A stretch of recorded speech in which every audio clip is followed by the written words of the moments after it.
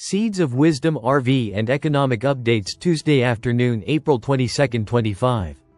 Listen to the full version on the official dinarreport.com website and become our supporter on Patreon. Good afternoon. Dinar recaps. BRICS.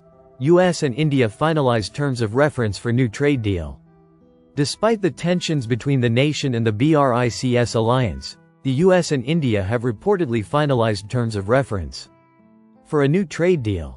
Indeed, U.S. Trade Representative Jamieson Greer confirmed the major development amid U.S. Vice President J.D. Vance's visit to the country, according to a CNBC report. Moreover, Greer noted that the United States and India's Ministry of Commerce and Industry have clearly laid out a roadmap for the negotiations on reciprocal trade. The major headway was confirmed as Vance traveled to India, meeting with President Narendra Modi on Monday. U.S. Vice President meets with Indian President as new trade deal takes step forward. Since the start of April, tensions between the United States and the BRICS alliance have been growing. Specifically, the country is inching closer toward a trade war with China. Indeed, amid a series of sweeping global tariffs, they levied an import duty that could reach heights of 245% on China. However, that hasn't stopped allies within the economic alliance from seeking a new agreement with the country. Indeed, the US and India have reportedly finalized the terms of reference for a new trade deal. The development was made as US Vice President J.D. Vance visited the nation, meeting with President Narendra Modi. According to reports, the two sides have made significant progress towards a new trade deal. Both world leaders made note of their continued efforts to grow their collaboration. Moreover, they championed the need for a mutually beneficial India-US bilateral trade agreement. During the initial arrival of US President Donald Trump's Liberation Day tariff plan, India was given a 26% reciprocal tariff. However, that was lessened when the administration announced a 90-day pause.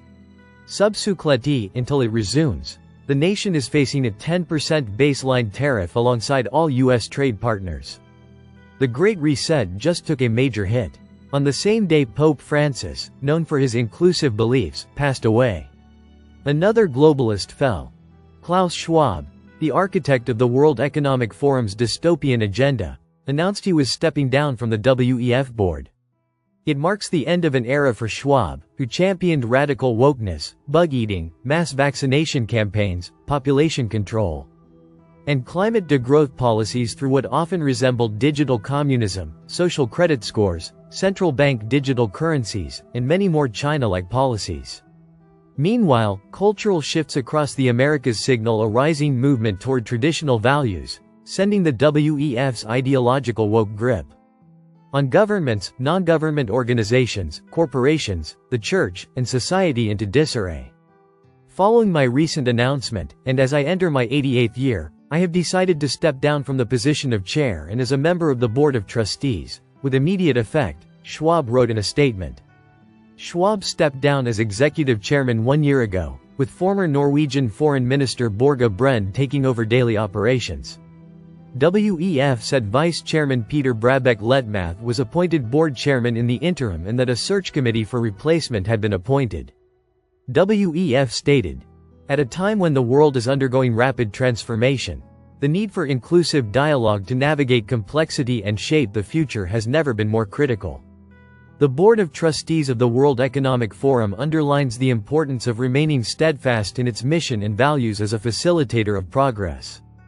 Building on its trusted role, the forum will continue to bring together leaders from all sectors and regions to exchange insights and foster collaboration.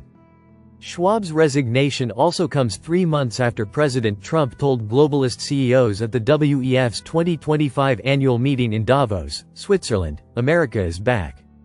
It also follows Trump and Elon Musk's Doge initiative, which nuked USAID programs that funneled billions of taxpayer dollars into corrupt NGOs. Last month, Eric Weinstein made some very interesting comments at ARC 2025, indicating, "The post-World War II order has fallen." J.D. Vance has announced this. I personally think it's very important that the US treat its friends in Europe very well, and it should be done in a fashion that lets people know that the US will be there for the long haul. I am sure that that is in the cards. But we have to realize that we are waking up from a very long period of time which I've called the Great Nap. Did Trump's MAGA derail Schwab's Great Reset plans? Looks like it. But globalists will rebrand, so stay tuned. Listen to the full version on the official dinarreport.com website and become our supporter on Patreon. Source: Dinar Recaps.